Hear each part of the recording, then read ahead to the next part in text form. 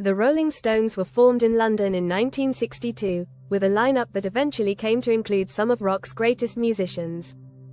The story begins with Brian Jones, a talented guitarist and multi-instrumentalist who had been playing in local blues bands. Jones was the driving force behind the formation of the band, seeking out musicians who could match his vision. In 1962, Jones recruited Mick Jagger, vocals, Keith Richards, guitar, Charlie Watts, drums, and Bill Wyman, bass, creating the classic lineup that would dominate the rock scene. Their early music was heavily influenced by American blues and rhythm and blues, with a raw energy that set them apart from the more polished acts of the time. Their first major break came when they were signed by Decca Records in 1963, a label that had previously turned down the Beatles. The band's first single, As Tears Go By, was a hit, but it was their cover of Chuck Berry's Come On that really set the stage for their success. The Stones quickly became known for their rebellious image, raw energy, and a sound that mixed rhythm and blues with rock and roll. By 1964, they had hit the big time with songs like I Can't Get No Satisfaction, which became their first major international hit and is often regarded as one of the greatest rock songs of all time. During the early 1960s, the Stones were often seen as the antithesis to the clean-cut image of the Beatles. Where the Beatles were charming and polished, the Rolling Stones embraced a rougher, more rebellious persona. This contrast quickly made the Stones the bad boys of rock, a distinction they embraced fully. From 1966 onward, the Stones entered their most creatively fertile period. After the departure of Brian Jones in 1969, the band, led by Mick Jagger and Keith Richards, began to fully develop the distinctive style, blending blues, rock, soul, and later, country, funk, and even reggae influences. 1966's Aftermath marked the first album written entirely by Jagger and Richards, signaling a new era for the band. However, it was in 1969 that the Rolling Stones truly cemented their place in rock history. They released Let It Bleed, an album that included the iconic hit Gimme Shelter. The tragic death of Brian Jones in July 1969, who drowned in his swimming pool under mysterious circumstances, was a turning point. His death left a void, and the band briefly considered replacing him, but ultimately decided to continue on as a four-piece. Mick Taylor, a highly skilled guitarist, was brought in as Jones's replacement. The Rolling Stones' 1969 US tour was legendary, with their infamous free concert at Altamont Speedway in California becoming a symbol of the dark side of the 1960s counterculture. At the concert, a fan was fatally stabbed by a member of the Hells Angels, who had been hired to provide security. The incident was captured in the documentary, Gimme Shelter, which showed the grim undercurrents of the era. In 1971, the Stones released one of their most famous and enduring albums, Sticky Fingers. The album featured the hit, Brown Sugar, and was the first to be released on their own record label, Rolling Stones Records, which gave them greater control over their music and business decisions. The 1970s were the peak of the Rolling Stones' fame.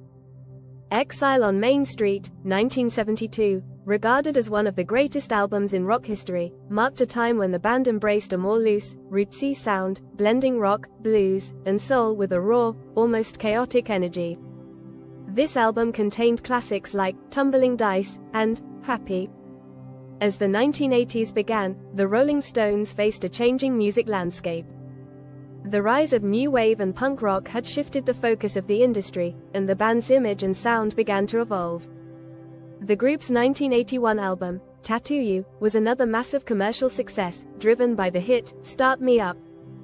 By now, Mick Jagger had established himself as a global pop culture icon, and Keith Richards was seen as the quintessential rock star, renowned for his hard-living image and legendary guitar skills. The band also began to focus more on large-scale stadium tours, solidifying their status as one of the greatest live acts of all time. Despite the success, the 1980s were also marked by internal tensions, especially between Mick Jagger and Keith Richards. These tensions led to Jagger releasing a solo album, She's the Boss, 1985, which was not well received, but it further emphasized the growing divide within the band. Despite various lineup changes and personal conflicts, the Rolling Stones continued to be a major force in rock music throughout the 1990s and into the 2000s. The band's ability to reinvent itself while maintaining its core sound kept it relevant. Voodoo Lounge, 1994, and Bridges to Babylon, 1997, received mixed reviews, but they still sold well, and the band's live shows were as powerful as ever. By the mid-2000s, the Rolling Stones were still touring globally, setting records for concert attendance and revenue. They were also recognized for their profound influence on rock and popular music in general. The band was inducted into the Rock and Roll Hall of Fame in 1989, and they continued to receive accolades for their contributions to music. The death of Charlie Watts, the band's drummer, in 2021, marked a bittersweet moment in their history. However, the remaining members, Jagger, Richards, and Wood, have carried on, and the band remains an enduring symbol of rock and roll's vitality. Over the years, the Rolling Stones have been the archetype of the rock band.